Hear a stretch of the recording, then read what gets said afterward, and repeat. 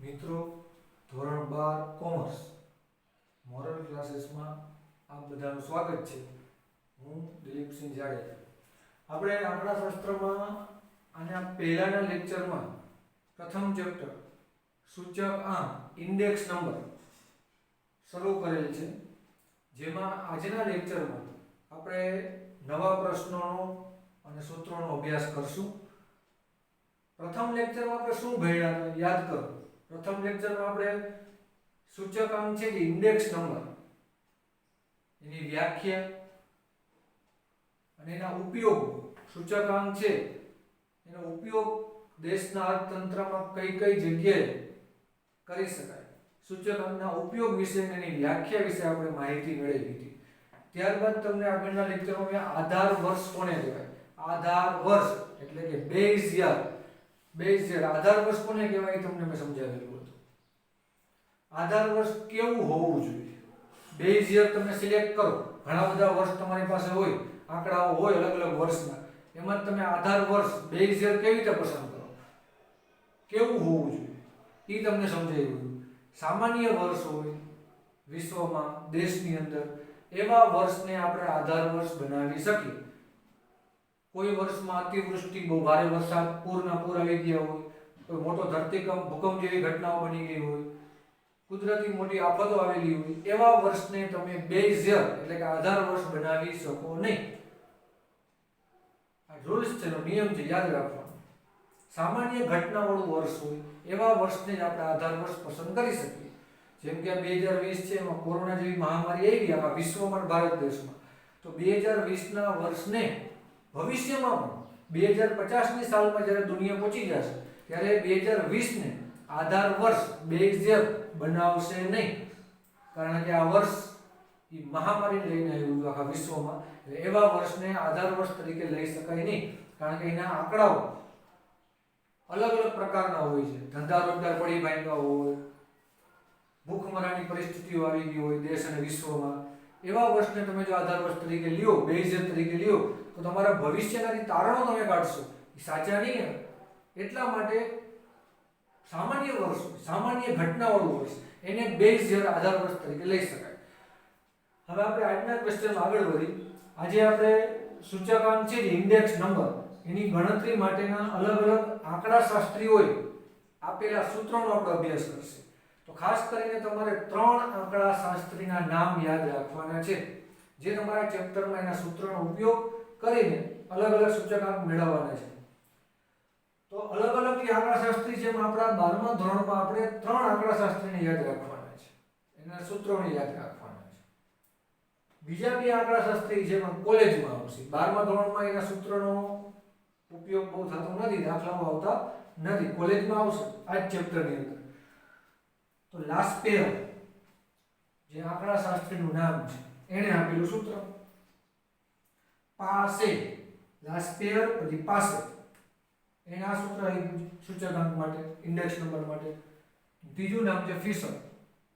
Fisher જે આંકડાશાસ્ત્રીનું નામ છે, જેણે આ સૂત્ર આપેલા છે સૂચકાંક મેળવવા માટે, ઇન્ડેક્સ નંબર આપણે મેળવવા માટે. તો 3 આંકડાશાસ્ત્રી છે, લાસ્પેયર, પાસે અને ફિશર. આ 3 આંકડાશાસ્ત્રીઓને યાદ કરી, એના સૂત્રોને યાદ કરી, સમજી અને એને આધારિત સૂત્રોનો ઉપયોગ કરી દાખલાઓ આપણે આ ચેપ્ટરમાં કરવાના છે સૂચકાંક મેળવવા માટે. લાસ્પેયરનો સૂચકાંક એને IL કહેવાય. L મતલબ લાસ્પેયર અને I મતલબ ઇન્ડેક્સ નંબર. સૂચકાંકને અંગ્રેજીમાં ઇન્ડેક્સ નંબર કહેવાય. એટલે I આવ્યો પહેલો અક્ષર, એટલે I એટલે સૂચકાંક, L એટલે લાસ્પેયર. IL લાસ્પેયરનો સૂચકાંક, index number of Laspeyres. IP પાસેનો સૂચકાંક, index number of Paasche. IF capital F એટલે ફિશર, I એટલે સૂચકાંક, ઇન્ડેક્સ નંબર. IF ફિશરનો સૂચકાંક, ઇન્ડેક્સ નંબર ઓફ ફિશર.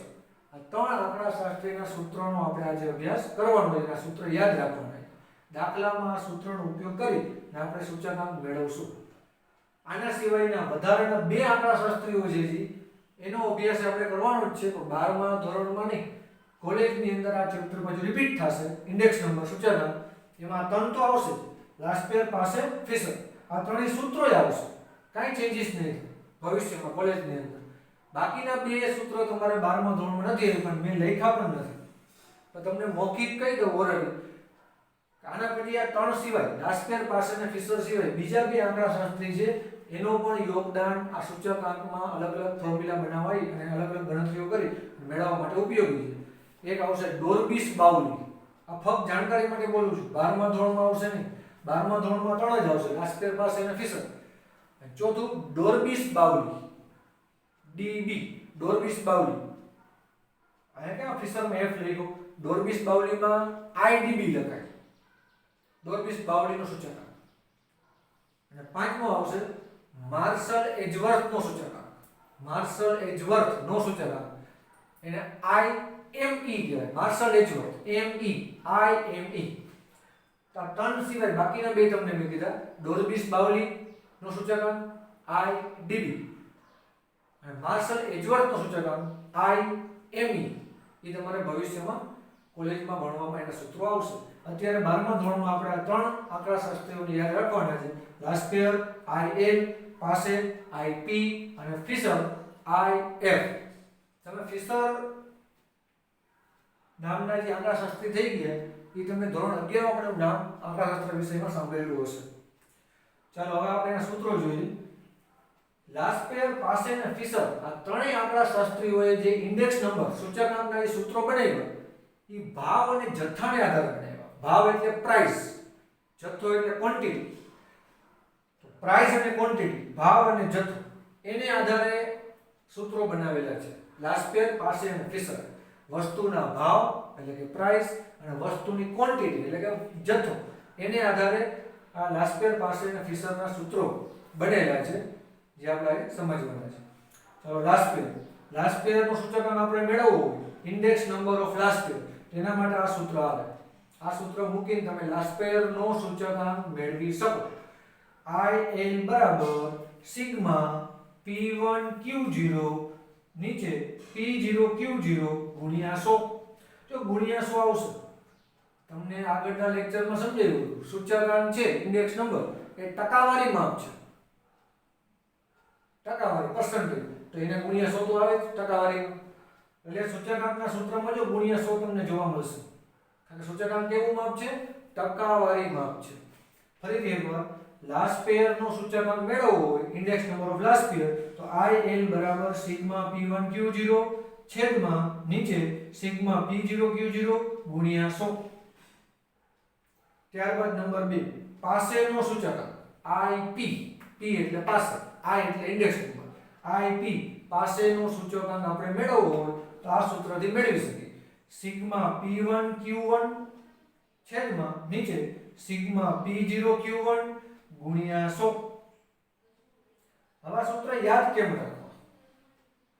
યાદ તો રાખવા પડે. તો એક વસ્તુ ખાસ ધ્યાન આપો યાદ રાખવા માટે, આ બંને સૂત્ર જે લાસ્પેરના પાસે એમાં પહેલા P છે જો અને પછી Q છે, પહેલા P છે પછી Q છે. જનરલી આપણે ABCD લખીએ તો પહેલા P જ આવે પછી શું આવે, Q જ આવે. પહેલા P ને પછી જ Q આવે ને, તો પહેલા P છે અને પછી જ Q છે બંને સૂત્રોમાં. હવે યાદ કેમ રાખે ધ્યાન આપો. સિગ્મા બધાયમાં, સિગ્મા બધાયમાં, સિગ્માનો મતલબ શું થાય? સિગ્મા એક સાંકેતિક ભાષા છે મેથેમેટિક્સની અંદર. સિગ્મા એને આપણે સરવાળો કહીએ, સરવાળો. તો સિગ્મા બધાયમાં આવશે ઉપર નીચે, પહેલા P આવશે પછી Q આવશે, પહેલા P આવશે પછી Q આવશે. તો હવે કેમ યાદ રાખે? 100 બધાયમાં આવશે. તો હવે આપણે યાદ રાખવાનું છે 1 ને 0. તો ધ્યાન આપજો, લાસ્પેરમાં આપણે યાદ રાખશું આ રીતે સૂત્ર યાદ રાખી શકાય. લાસ્પેરમાં આપણે 1000 યાદ રાખીએ, 1000 1000, 10 0 0, 10 1 0 10 કહેવાય, 10 10 0 0. અને પાસેમાં આપણે યાદ રાખશું 1101, 1101, 1101. આ રીતે યાદ રાખી શકાય. લાસ્પેરમાં 1000 1000, 1 0 નીચે 2 0 થઈ ગયા 1000. પાસેમાં આપણે યાદ રાખીએ 1101, ઉપર 11 1 1 નીચે 0 થઈ ગયા 1101. આ રીતે તમે લાસ્ટ પેયર ને પાસેનું સૂત્ર રાખી શકો. અને પહેલા p અને પછી q, પહેલા p ને પછી q, આ ઉપર ને આ નીચે. સિગ્મા તો આવશે જ બધાયનો, સિગ્મા લગાડી દેવાનો, ગુણ્યા 100 લગાડી દેવાનો. પહેલા p પછી q, પહેલા p પછી q, આ ઉપર આવશે ને આ નીચે આવશે. સિગ્મા લગાડી દેવાના, સિગ્મા એટલે સરવાળો, અને ગુણ્યા 100 તો આવે, ટકાવારી માપ છે, સૂચકાંક. તો ખ્યાલ થઈ ગયો? કઈ રીતે યાદ રાખો? લાસ્ટ પેરમાં ઉપર 10 નીચે 0 0 એટલે કે 1 એટલા 10 0 0 10 0 0. પાસેમાં 11 0 1, 11 ઉપર 0 1 નીચે. પહેલા p પછી q, અને સિગ્મા બધાયમાં આવશે, અને ગુણ્યા 100 આવશે એટલે ટકાવારીમાં આવશે. આ રીતે તમે લાસ્ટ પેર અને પાસેના સૂચકાંક છે એના સૂત્રો યાદ રાખી શકો. ત્યારબાદ ત્રીજું સૂત્ર છે ફિશરનો સૂચકાંક, ઇન્ડેક્સ નંબર ઓફ ફિશર. ઈ ભાઈ આવું સૂત્ર ગણાય. આ બે સૂત્ર ફિશરના જ છે. જો મેં અથવા લખ્યું છે, આ બંને સૂત્ર ફિશરના છે. આ સૂત્રથી તમે જવાબ મેળવી શકો, અથવા આ સૂત્રથી પણ તમે ફિશરનો સૂચકાંક મેળવી શકો. આ બંને સૂત્ર ફિશરના જ છે. ફિશર ભાઈએ શું કર્યું? એને આ બંને સૂત્રનો ઉપયોગ કર્યો લાસ્ટ પેર ને પાસે. તમે જોઈ શકો છો, આ કોનું સૂત્ર છે? આ રહ્યું લાસ્ટ પેર નું જ છે. સિગ્મા p1 q0 નીચે સિગ્મા p0 q0 છે. આ લાસ્ટ પેર નું સૂત્ર, આ l ગુણ્યા, અને આ સૂત્ર કોનું? જો p નું છે. આ સિગ્મા p1 q1 નીચે સિગ્મા p0 q1 જો છે, p1 q1 p0 q1. તો આ l નું સૂત્ર છે અને આ p નું સૂત્ર છે. બેનો મલ્ટીપ્લાય ગુણાકાર, એનું વર્ગમૂળ ગુણ્યા 100. એટલે ફિશરે આ બંને સૂત્રનો ઉપયોગ કરી અને સૂત્ર બનાવ્યું છે. લાસ્ટ પેર ભાઈ જે સૂત્ર બનાવ્યું, પાસે ભાઈ સૂત્ર બનાવ્યું, એ બે સૂત્રને ભેગા કરી નાખ્યા, વચ્ચે ગુણાકાર કરી મલ્ટીપ્લાય, અને વર્ગમૂળ કરીને ગુણ્યા 100 લગાડી દીધા. એટલે ફિશરનું સૂત્ર બની ગયું. આ લખવાનું મલ્ટીપ્લાય ગુણાકાર કરી, આ લખવાનું ગુણ્યા 100. એટલે આ સૂત્ર છે એ ફિશરનું આમાંથી જ બનેલું છે, l અને p માંથી. માટે ગણિતની અંદર, આંકડાશાસ્ત્રની અંદર આ સૂત્ર ફિશરનું છે એને લાસ્ટ પેર અને પાસેનો ગુણોત્તર મધ્યક કહેવામાં આવે છે. લાસ્ટ પેરનો સૂચકાંક અને પાસેનો સૂચકાંક એનો ગુણોત્તર મધ્યક, GM જીઓમેટ્રી મીન ગુણોત્તર મધ્યક. કોણ? તો કે ફિશર. કારણ કે ફિશરના સૂત્રમાં l અને p બંને સૂત્રોનો શું કર્યો છે? ગુણાકાર, અને માથે વર્ગમૂળ છે. એટલે લાસ્ટ પેરનો સૂચકાંક અને ફિશરનો સૂચકાંક છે, સોરી, લાસ્ટ પેર અને પાસેનો સૂચકાંક છે, એ બેનો ગુણાકાર ને એનું વર્ગમૂળ કર્યું. એટલે ફિશરનો સૂચકાંક છે એ આ બેનો શું થયો? ગુણોત્તર મધ્યક, GM જીઓમેટ્રી મીન. અથવા બીજું સૂત્ર ફિશરનું, તો આનો જવાબ જે આવે il નો જવાબ ઈ લખો ગુણ્યા આનો જે આન્સર આવે એ અહીંયા લખો ip.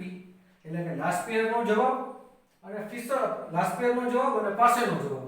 લાસ્ટ પેર અને પાસે છે બેના જવાબનો ગુણાકાર કરી અને એનું સ્ક્વેર રૂટ, એનું વર્ગમૂળ કાઢો તો પણ તમને ફિશરનો સૂચકાંક મળી જાય.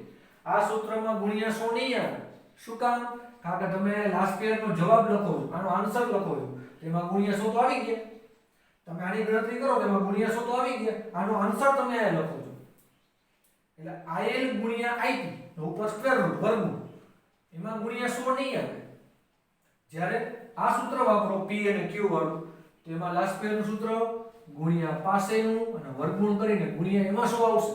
આ સૂત્રમાં ગુણ્યા 100 આવશે, આ સૂત્રમાં ગુણ્યા 100 નહીં આવે. આ બંને સૂત્ર ફિશરના છે. હવે તમને પહેલા જ સમજાયું કે p એટલે પ્રાઇસ ભાવ, q એટલે જથ્થો ક્વોન્ટિટી વપરાશ. જ્યાં 1 આવે ને 1 એને તમારે ચાલુ વર્ષ સમજવાનું. ચાલુ વર્ષ મતલબ કરંટ યર, ચાલુ વર્ષ. જ્યાં તમને 0 દેખાય એ તમારે આધાર વર્ષ સમજવાનું. બેઝ યર, કરંટ યર, ચાલુ વર્ષ, બેઝ યર, આધાર વર્ષ.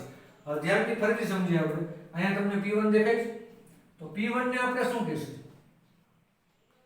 p1 તો 1 એટલે ચાલુ વર્ષ, p એટલે પ્રાઇસ ભાવ અથવા કિંમત. તો 1 એટલે ચાલુ વર્ષ, કરંટ યર, ચાલુ વર્ષનો ભાવ, ચાલુ વર્ષની કિંમત P1, price of current year ચાલુ વર્ષની કિંમત. P0 ને શું કહેશે આપણે? તો 0 એટલે આધાર વર્ષ, P એટલે ભાવ અથવા કિંમત. તો આધાર વર્ષનો ભાવ, 0 એટલે આધાર વર્ષ, P એટલે ભાવ અથવા કિંમત. તો P0 ને શું કહેશે? આધાર વર્ષનો ભાવ. પ્રાઇસ ઓફ બેઝ યર, 0 એટલે બેઝ યર, 1 એટલે કરંટ યર. આધાર વર્ષનો ભાવ, ચાલુ વર્ષનો ભાવ. તો આધાર વર્ષના ભાવને આપણે P0 કહેશે, ચાલુ વર્ષના ભાવને P1 કહેશે. Q1, Q એટલે ક્વોન્ટિટી, જથ્થો અથવા વપરાશ. 1 એટલે ચાલુ વર્ષ. તો Q1 ને શું કહેવાય? ચાલુ વર્ષનો જથ્થો. ક્વોન્ટિટી ઓફ કરંટ, ચાલુ વર્ષનો જથ્થો. Q એટલે ક્વોન્ટિટી, પેલો અક્ષર Q આવ્યો ને, જથ્થો, વપરાશ. અને Q0 ને આપણે શું કહેશું? Q0, તો 0 ને શું સમજવાનું? આધાર વર્ષ, બેઝ યર. Q0 એટલે આધાર વર્ષનો જથ્થો અથવા વપરાશ. ફરી રિપીટ કરું છું, P1 ને P0 જે ભાવ છે, પ્રાઇસ. તો 1 અને 0 થી બે અલગ થાય છે. P1 એટલે કયો ભાવ, કઈ પ્રાઇસ? ચાલુ વર્ષનો ભાવ, કરંટ યર. P0, 0 એટલે આધાર વર્ષનો ભાવ, બેઝ યર ની પ્રાઇસ. Q એટલે જથ્થો જ છે, બે જગ્યાએ ક્વોન્ટિટી. Q1 એટલે ચાલુ વર્ષનો જથ્થો, કરંટ યર. અને 0 એટલે આધાર વર્ષનો જથ્થો, બેઝ યર ની ક્વોન્ટિટી. ખ્યાલ આવી ગયો? ફરીથી એકવાર લાસ્ટ પેરમાં આપણે યાદ શું રાખશી? 1000, 1 0 0 0, 1000. પહેલા P પછી Q, પહેલા P પછી Q, આ ઉપર આ નીચે, ગુણ્યા શું? સિગ્મા તો બધામાં આવશે. પાસેમાં આપણે યાદ શું રાખશી? 1101, 1101, પહેલા P પછી Q, પહેલા P પછી Q, આ ઉપર આ નીચે, સિગ્મા તો આવશે, ગુણ્યા શું? આ બંનેનો ગુણાકાર, એના ઉપર વર્ગમૂળ અને ગુણ્યા 100, એટલે શું થઈ જાય? ફિશર. અને ફિશરનું બીજું સૂત્ર IL ગુણ્યા IP, એના ઉપર વર્ગમૂળ, એમાં ગુણ્યા 100 નહીં લેવાના. આ આપણે ત્રણ સૂત્રનો આજે અભ્યાસ કર્યો. આના સિવાયના બે સૂત્ર પણ આ ચેપ્ટરમાં આવે છે. કે 12મા ધોરણના કોર્સમાં આપણે નથી. તમને કીધું ડોર્બિસ બાઉલીનો ઇન્ડેક્સ નંબર, સૂચકાંક અને માર્શલ એજવર્થનો, એ બે સૂત્ર અમે લખ્યા નથી. 12મા ધોરણમાં આપણે એનો અભ્યાસ કરવાનો નથી. 12મા ધોરણમાં તમારે 5 ઇન્ડેક્સ નંબર આવશે, 5 સૂચકાંક આવશે, 3 તો આવશે જ. લાસ્ટ યર પાસે ફિશર, બાકીના બે આવશે. બાકીના બે જે છે એ આપણે કોલેજમાં અભ્યાસ કરશું. ડોર્બિસ બાઉલી, માર્શલ એજવર્થ. અત્યારે આપણે ત્રણ જ સમજવાના, ત્રણ જ સૂત્ર યાદ રાખવાના. ઓમ 4 સૂત્ર છે, આમાં બે છે ફિશરનો. બરાબર? હવે આ સૂત્રનો ઉપયોગ તમને કીધું. ફિશરના બે સૂત્ર છે. આ સૂત્ર ક્યારે ઉપયોગ કરો, આ સૂત્ર ક્યારે ઉપયોગ કરો, તો સહેલું પડે. જ્યારે તમને એમ પૂછવામાં આવે કે ફિશરનો સૂચકાંક શોધો, માત્ર ફિશર એક જ, આ મેળવવાના નથી. લાસ્ટ પેર પાસે નથી જોતા આપણે, ખાલી ફિશર જ પૂછ્યું, તો તમે આ સૂત્રથી ખાલી ફિશરનો સૂચકાંક મેળવી શકો ડાયરેક્ટ, લાસ્ટ પેર પાસે વગર. અને માની લો તમને ક્વેશ્ચનમાં એમ છે કે લાસ્ટ પેર પાસેના ફિશર ત્રણેય સૂચકાંક ગણ, તો તમારે પહેલા આ મેળવવા પડે, લાસ્ટ પેર, પછી IP, આ બે સૂત્રથી L ને P મળી જાય લાસ્ટ પેર ને પાસે. અને પછી આ સૂત્ર ના વપરાય, લાંબુ પડે. તમારા L અને P નો આન્સર તો આવી જ ગયો, તો આ સૂત્રથી સહેલું પડે, જલ્દી થઈ જાય. L નો જવાબ ને P નો જવાબ, લાસ્ટ પેર ને પાસેનો ગુણાકાર અને વર્ગમૂળ, તો આ સૂત્ર વપરાય. જો ત્રણેય સૂચકાંક મેળવવાના હોય L, P અને F, તો આ સૂત્રથી ફિશર સહેલું પડે. આમે કરી શકાય, આ સહેલું પડે, જલ્દી થઈ જાય. માત્ર ફિશરનો સૂચકાંક મેળવવાનો હોય, લાસ્ટ પેર ને પાસે આપણે નથી જોતા, તો આ સૂત્રથી ડાયરેક્ટ ફિશરનો સૂચકાંક મેળવી શકીએ. ખ્યાલ આવી ગયો છે બધાને? આજે આપણે સૂચકાંકથી ધોરણ 12માં 3 આંકડાશાસ્ત્રીના નામ છે. આ સિવાયના બીજા સૂત્રો પણ આ ચેપ્ટરમાં આવશે. અત્યારે આપણે 3 આંકડાશાસ્ત્રીના સૂત્રનો અભ્યાસ કરીએ, જે યાદ રાખવાના છે. આજે આ ચારે ચાર સૂત્ર છે, યાદ રાખી લેજો. લાસ્ટ પેરનું સૂચકાંક IL, પાસેનું સૂચકાંક IP અને ફિશરનું સૂચકાંક IF. 1 એટલે ચાલુ વર્ષ, કરંટ યર. 0 એટલે આધાર વર્ષ, બેઝ યર. P એટલે ભાવ અથવા કિંમત, પ્રાઇસ. Q એટલે જથ્થો, વપરાશ, ક્વોન્ટિટી. આ રીતે તમે આ સૂત્રો યાદ રાખી શકો. હવે આપણે આગળના લેક્ચરમાં આના સિવાયના બીજા સૂત્રો છે એનો અભ્યાસ કરશું, અને પછી આપણે આ ચેપ્ટરના જરૂરી દાખલાઓ ઉપર ચર્ચા કરશું. પહેલા આપણે સૂત્રોનો અભ્યાસ કરશું, થિયરીમાં આપણે ઉપયોગો ભણી ગયા, વ્યાખ્યા ભણી ગયા, બધા સૂત્રોનો અભ્યાસ કર્યો, ત્યારબાદ જ આપણે પ્રકરણ શરૂ કરીને જરૂરી દાખલાઓનો અભ્યાસ કરશું.